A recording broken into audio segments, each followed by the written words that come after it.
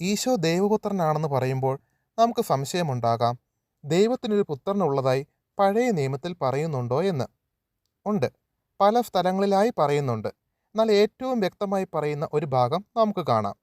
സുഭാഷിതങ്ങൾ 30:4. സ്വർഗത്തിലേക്ക് കയറുകയും ഇറങ്ങുകയും ചെയ്യുന്നതാര്? കാറ്റിനെ മുഷ്ടിയിൽ ഒതുക്കുന്നതാര്?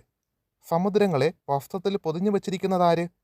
ഭൂമിയുടെ അതിരുകൾ ഉറപ്പിച്ചതാര്? അവൻ്റെ പേരെന്ത്? അവൻ്റെ പുത്രൻ്റെ പേരെന്ത്? തീർച്ചയായും നിങ്ങൾക്കറിയാമല്ലോ. പ്രിയപ്പെട്ടവരെ, ഈശോ ഒരിക്കൽ ഇങ്ങനെ പറഞ്ഞിട്ടുണ്ട്: പിതാവായ ദൈവം ചെയ്തതെല്ലാം പുത്രനും ചെയ്യാൻ സാധിക്കും. ഇനി ഒന്നുകൂടി വചനം വായിച്ചു നോക്കിക്കേ. സ്വർഗത്തിലേക്ക് ഉദ്ധാനം ചെയ്യുകയും വീണ്ടും ഭൂമിയിലേക്ക് വന്ന് ശിഷ്യന്മാർക്ക് പ്രത്യക്ഷപ്പെടുകയും ചെയ്തത് ആരാണ്? കാറ്റിനെ ശാസിക്കുകയും സമുദ്രത്തിൻ്റെ മുകളിലൂടെ നടക്കുകയും ഭൂമിയിൽ വന്ന് സ്വർഗവും നരകവും ഉണ്ടെന്ന് പറയുകയും ചെയ്തത് ആരാണ്?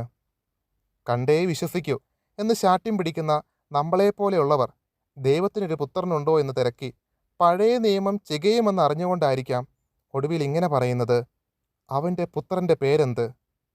തീർച്ചയായും നിങ്ങൾക്കറിയാമല്ലോ. ഈശോ മിശിഹായ്ക്ക് സ്തുതിയായിരിക്കട്ടെ.